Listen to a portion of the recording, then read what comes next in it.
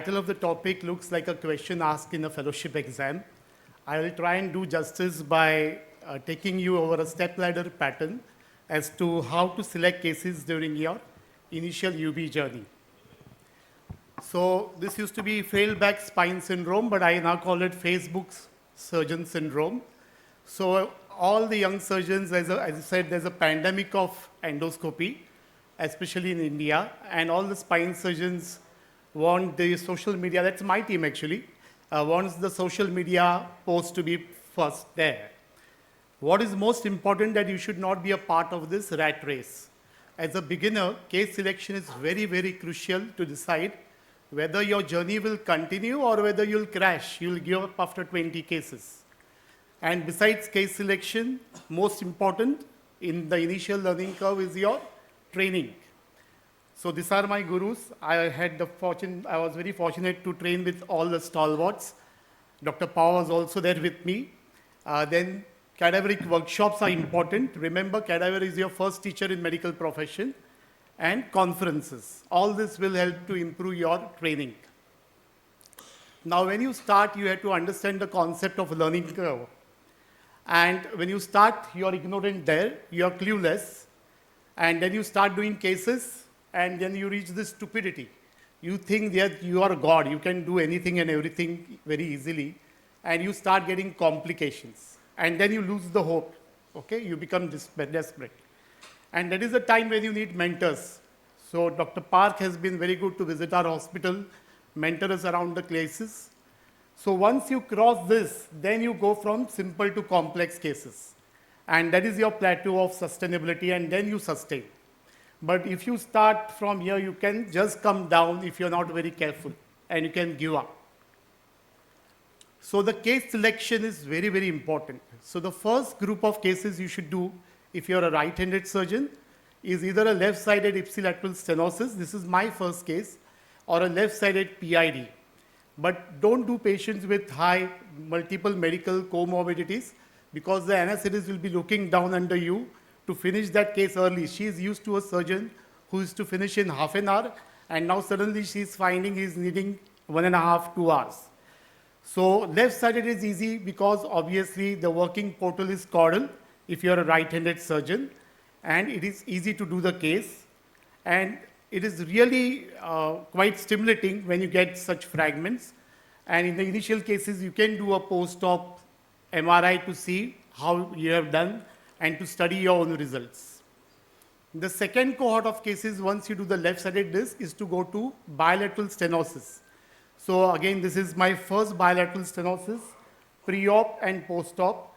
So again, this is the second step, second case selection. Now, somebody asked about ligamentum flavum removal. So you can either do piecemeal. As a beginner, I would advise you to do piecemeal. Later on, you can go to 2 wings and then the butterfly. The butterfly is mainly for the Facebook post. But I am not criticizing, it is good, but don't start with butterfly. Now, this is a paper which compares all the 3 techniques by 90 cases. And it shows that there is no significant difference, but the 2-piece can reduce the surgical time and the likelihood of dural tears. So once you're done left-sided, you're done the decompression, then go to the right-sided pathology. Right side is slightly difficult because there's going to be instrument to lamina mismatch, the way you're working. So you can do either by standing on the left side and tilting the table, or stand on the right side and take the portal slightly caudal. I prefer to stand on the right side. But as you can see, the angle of the scope as well as the drill is going to be at a slightly different angle. Now remember, there is a learning curve. And in the papers, it's almost, for the laminectomy and decompression, it is 50 cases. So don't give up, just pursue. If you find difficulty, open. But keep on pursuing till you reach that. Don't get afraid of the sunrise appearance. You can get lost. Good outflow is the key. Before embarking on complex cases, train your OT team must be trained by now. They've got used to all the infrastructure and all the inventories. Then comes the 4th cohort, which are the difficult cases. The extraforaminal disc, the high lumbar disc, the recurrent disc, the multi-level pathologies, and the complex pathologies. So this was a case with degenerative scoliosis with a disc, and we did it with UBE. But don't jump to start doing these cases as your first case. Finally, the fifth cohort of lumbar spine is the spinal fusions. So once you're comfortable with laminectomies and with the other complex disc cases and decompression, you go for fusion. The learning curve for fusions is about 35 cases, around 400 days seen in this. By this time, you'll be able to deal with all your beginners' problems and complications like bleeding, dural tear, extravasation of fluid. Then you challenge yourself beyond the lumbar spine, start with the cervical spine, and finally the thoracic spine.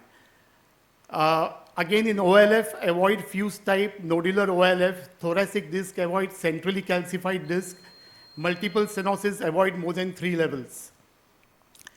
This is a recent article which takes you through all these different levels of complexity of cases, which is worth reading.